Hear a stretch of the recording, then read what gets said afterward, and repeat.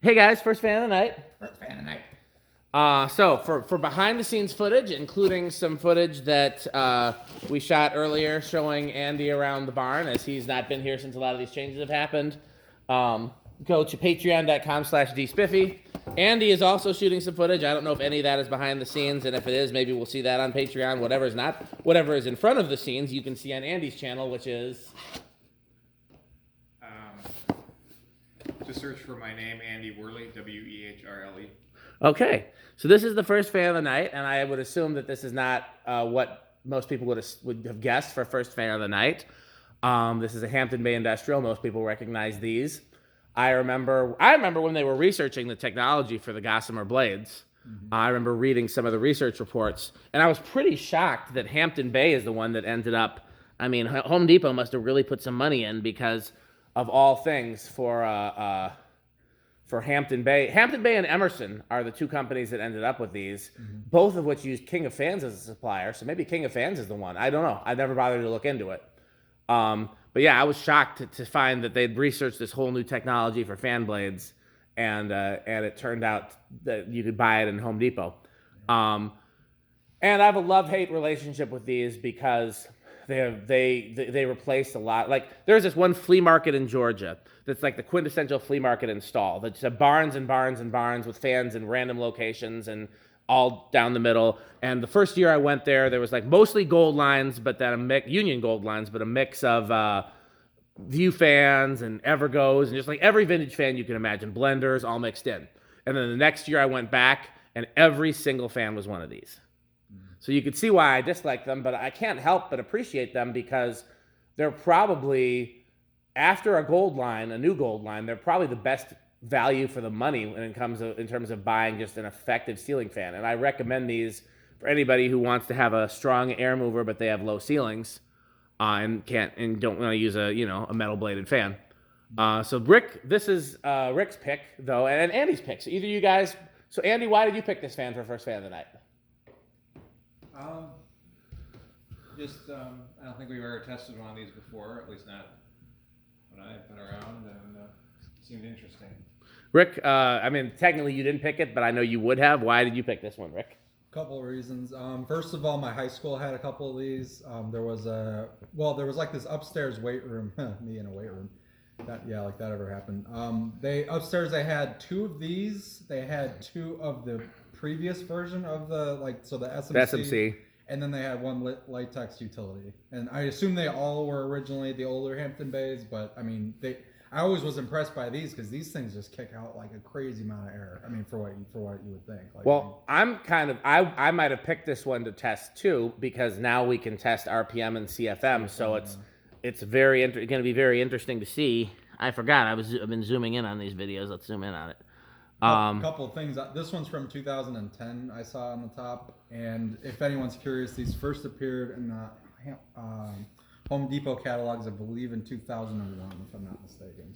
All I know is that I remember when it happened. So I would not have been a kid. I either would have been a teenager or an adult when they introduced these. Definitely not 2000. I think it was 01 or 02 is when I first saw them being a thing, and that's generally when they first started popping up on the displays as well. It'll be very interesting to use the CFM test on these blades because they may not react like a normal blade. We may we may have to be further back from it or further out from the tips, or we'll be curious to see. Okay, well let's get going.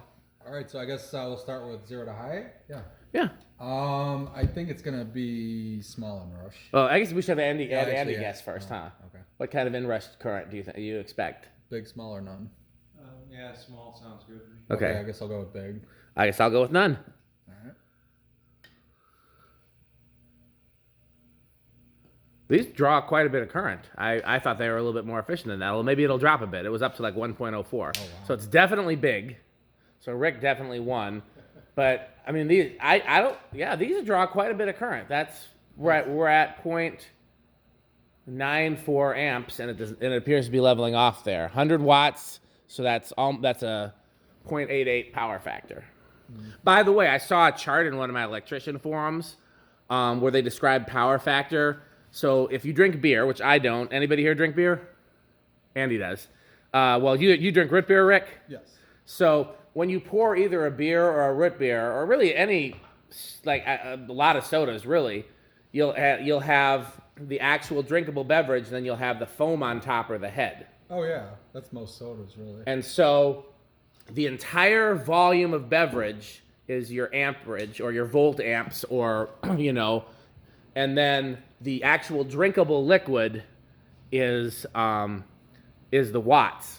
And then the head or the foamy part is the power factor in terms of that's like it's current that's being used, but not in a useful way. Right. It's the best I've ever seen it explained. Okay, well, I'm cold. If we're moving some air, let's do our tests. Yeah, hand me the calculator. Oh, are these 60 inches? I think so. Well, we should probably measure then before we settle on our. What size are the gold lines? Gold lines are 56. Okay, it's a 60. I think it's definitely bigger. Definitely bigger than the gold lines. I remember them being 60. Like 60 something. Okay, so let's see. Let's get the RPM first. So, Andy, have you been here for an RPM test? We've been doing that for a while. I'm not. So that's pretty simple. You just get a number and divide it by the number of blades. So in this case, we're going to divide by 3. I don't think I've actually been here for a fan test before. Well, we've done these RPM tests in my garage. Well, yeah, I've done that. I've done Very, very clean RPM reading of tests. 683. 683 divided by 3 it's about 228 RPM, which is on the slower end for a 3-bladed industrial, but faster than a residential fan in most cases. Look at the blades. I mean, Oh, yeah. It's crazy, I'm sure. Yeah. So this is going to be the real. Small there. Gets bigger, gets bigger. Not get smaller. Really small. The best is around here. Highest number I can get is 570 even. 570 even is what we're getting for CFM. And that's, did you try like a way near the blade tips too? Yeah. And yeah, try down on the ground too, just out of curiosity. Because I mean, you know how like a gold line sometimes feels like a box fan when you get further out? Like walk back to the test rig just out of pure curiosity. It was reading about 20 less at ground level, and then here we're getting like.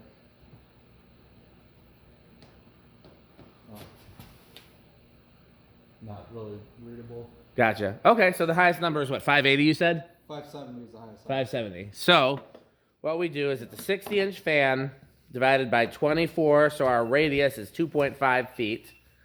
And we're going to square that for pi r squared. So that's 2.5 times 2.5, 6.25 times pi, which is 3.14159. Okay. And then we're going to multiply that times, you said 570? Yep. So that is 11,192 CFM.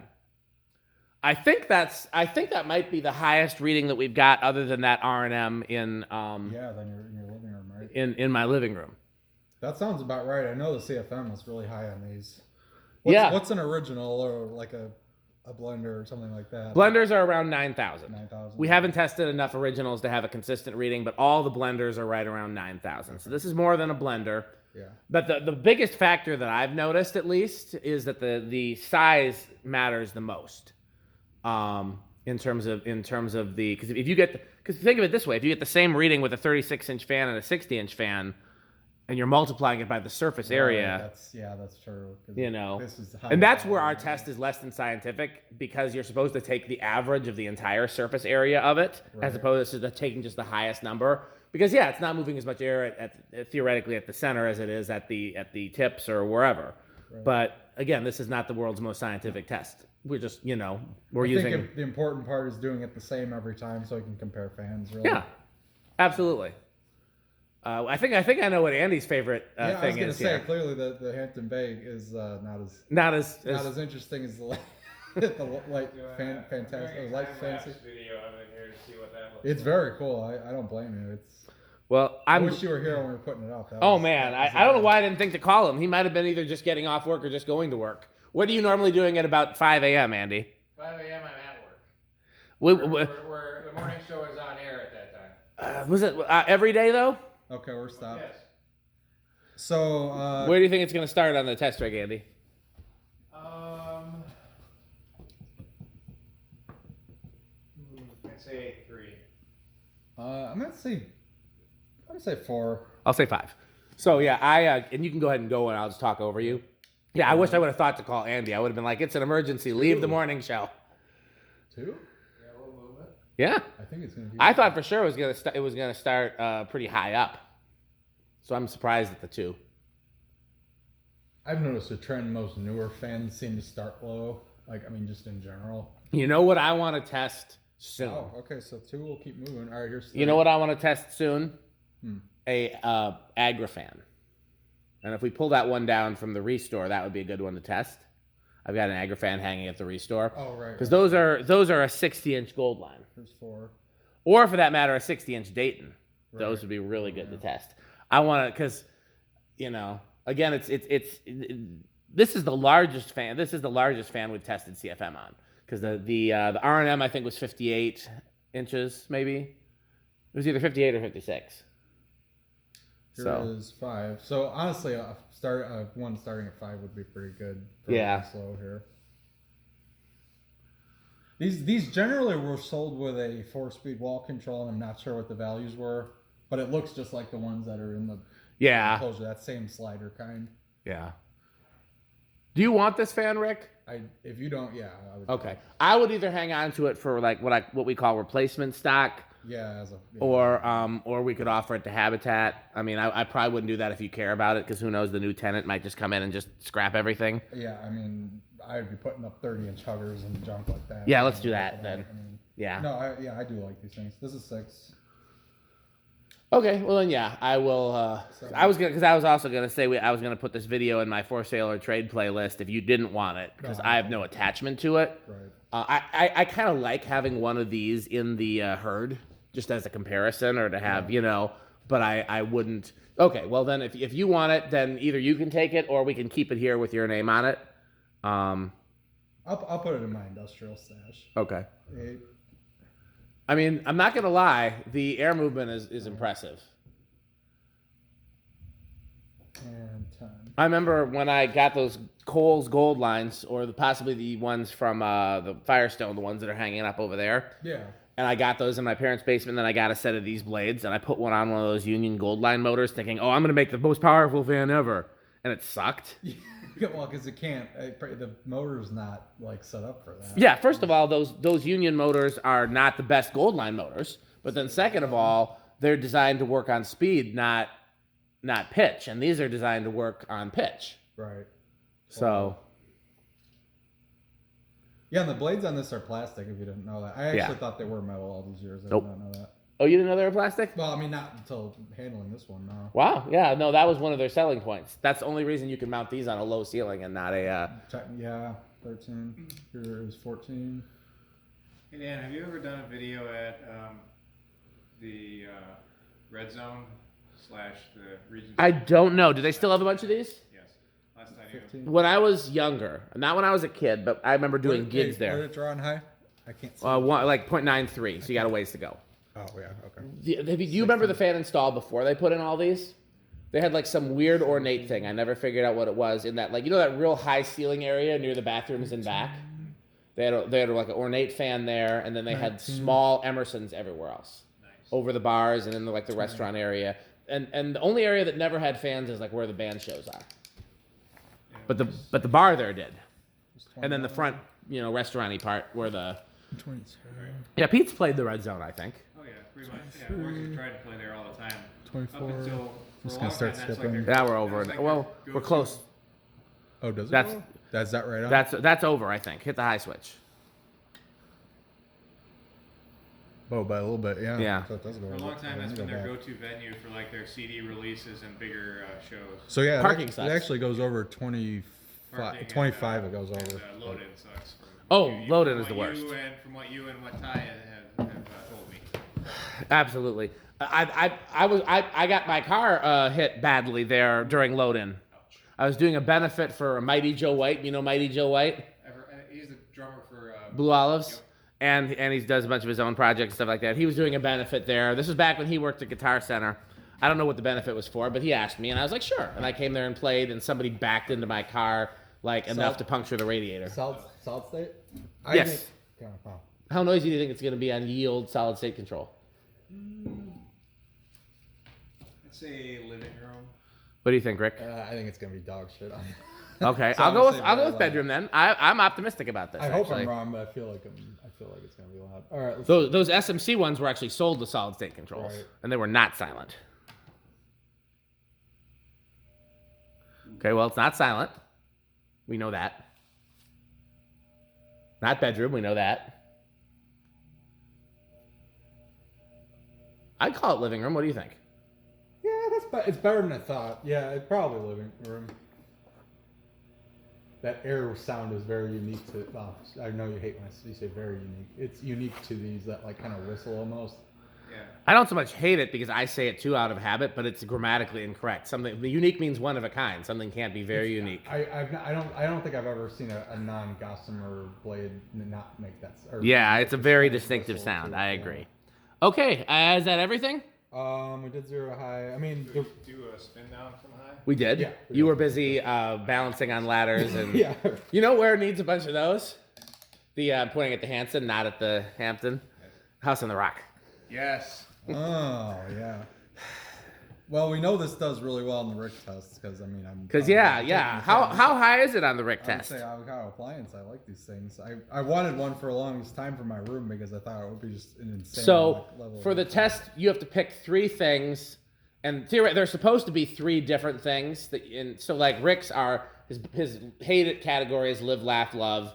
His moderately category is wood grain station wagon, and his love it category is avocado appliance. So Stewart's. Let's see. So Stewart's is the lowest was sure. I don't remember Stewart's. Good thing we got on camera. The top one was. Oh man, I don't even remember now. We tried to get Pete to do a bunch of I know his, Pete. No, okay. but Pete would only do metal bands. Pete only does metal. I'm like, bands. Pete, there should be 3 separate categories. He's like, well, this one's Slayer and this one's Cannibal Corpse. And like, Pete, no one else can keep track of all the metal bands. Just make one category of metal bands. We settled on 3. It was Cannibal Corpse was top, Iron Maiden was middle, and Five Finger Death Punch was last. Yes, but against our strong objection, they weren't supposed to all be metal bands. So theoretically, your categories would be like Trains, Lords of the Trident, and what's something that Andy hates? I don't know. Camera's not working. I got nothing. Camera's not working. I got nothing. But Wait, you know, Stewart's middle one was Sears, his low one was Karen, and I think the top one was like Chuck E. Cheese or something. yeah, yeah. Something I thought like his low one wasn't Great Clips.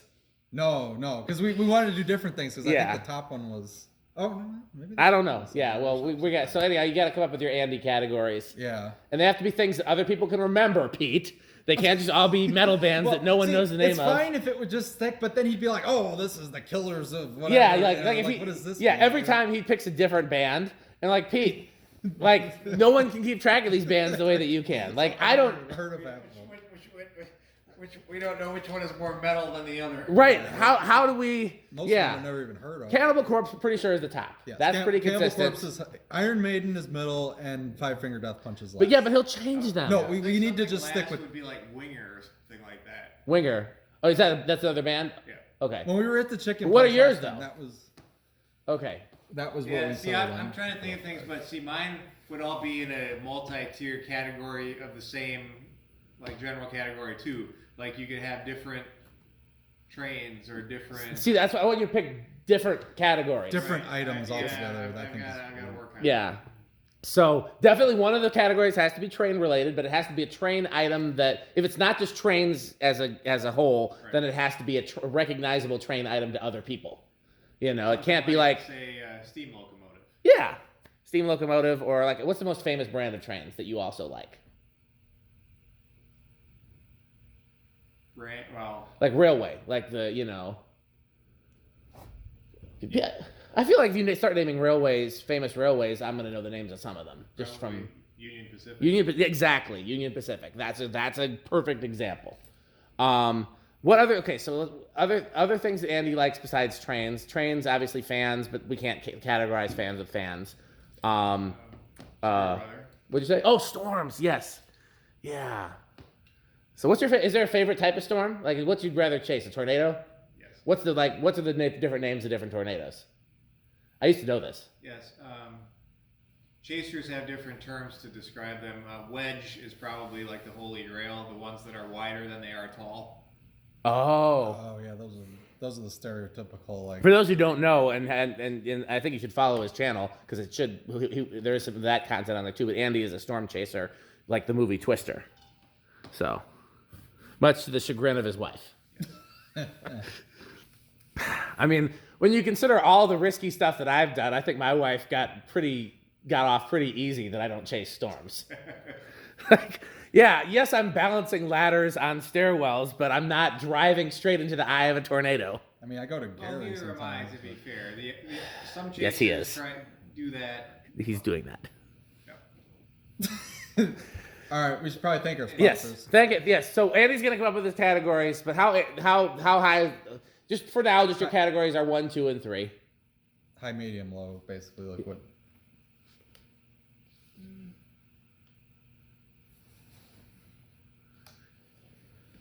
I'd say probably low. I mean, they're fairly common. They're they're good fans for what they are, but they're common and they're industrials, which metal industrials are metal, but this industrial is not metal from what you've told me.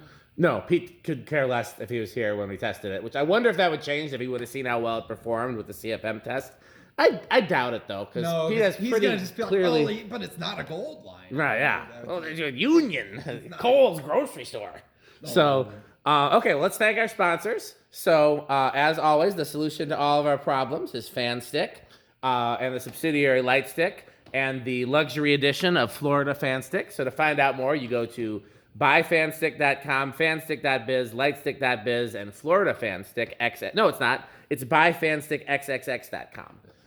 So I actually was able. The sheep were out today, so I was able to get some good Ricker sheep footage. Oh. So they'll if you want to play Ricker sheep, which is a fun game you can play with your friends, you go to rickersheep.com. Andy, have you ever played Ricker sheep? I have not. So do you know how you play Ricker sheep? No. So the first time that Rick was coming to the barn, Pete and I were here, and Rick has an interesting relationship with time. So we were expecting him to be here, and I'm just picking a number because I don't know what time it was, 10 p.m. And he showed up at, let's say, midnight. And so every time between 10 p.m. and midnight that Pete and I heard a noise, we thought it was Rick arriving. And we'd go check and see, is Rick here? But it turned out the noise was, in fact, sheep. So now anytime we hear a noise, we play Rick or sheep.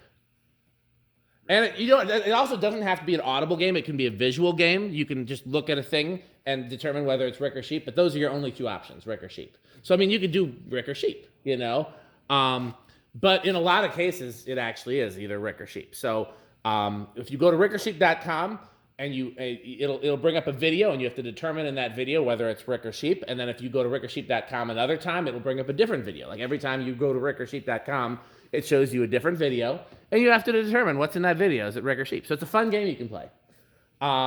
Sperry, the beverage of fan collectors. Don't we have one that's actually got the... We did. I don't know where it went. Behind you somewhere. Oh, yes. Pete has taken to every single can. Pete has been... Yeah, no, I don't think he's missed a beat on that. No. There's a So- bottle on the floor behind you too. Did Pete doctor that one he too? did. Yep, he did. Yeah. No, that's I mean, I seriously, he's used my entire white paint marker. And those things are not cheap. Like it's like a $7 paint marker that's been exclusively... And then he throws the cans away when he's done drinking them. He just...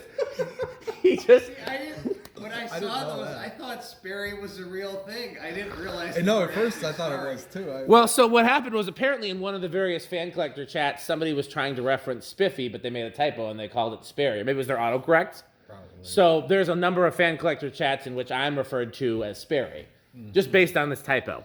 And so I don't know how it came about, but we determined that somebody had bought a Starry, and we determined that it was very easy to modify the Starry cans to be Sperry. So that's now one of our sponsors. It's very,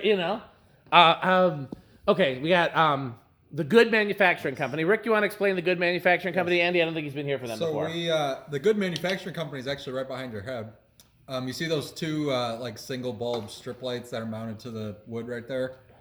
Those are made by the Good Manufacturing We were Company. installing those, and that's literally what the label That's on quite those literally- says. It's been painted And over, but it just tickled us as a name. yes, and that really like crusty painted over The label. look up. No, the fluorescent. The floor. Okay. The two that Rick. Yeah. It's really. Oh, that one maybe do it. But one of them. Oh, it's probably right there. There's a sticker on there. Yeah. So 81220 LLC, where our slogan is Crunch, crunch, crunch, crunch, crunch. That's Pete's favorite company. By the way, Skylar said he's going to make Pete a test rig that has no 8, no 12, or no 20. He gets so frustrated watching the videos because Pete skips over every number to hurry up and get to 8, 12, and 20. And what else? Is that all the sponsors? Taco Burrito Mexico. Taco Burrito Mexico, That's of an course. important one. And Andy's been to Taco Burrito Mexico. Rick is not. I think I'm the only one who hasn't. Yeah, well, you got to go. I gotta see the video with Pete. Yeah, the location that Andy and I went to was actually better than the location that Pete and I went to, but the other location was not open when Pete and I went there. I think that's it. So patreon.com/dspiffy for all kinds of fun content and times. As always, thanks for watching. And what do you do? Bye, fans. Thanks for watching.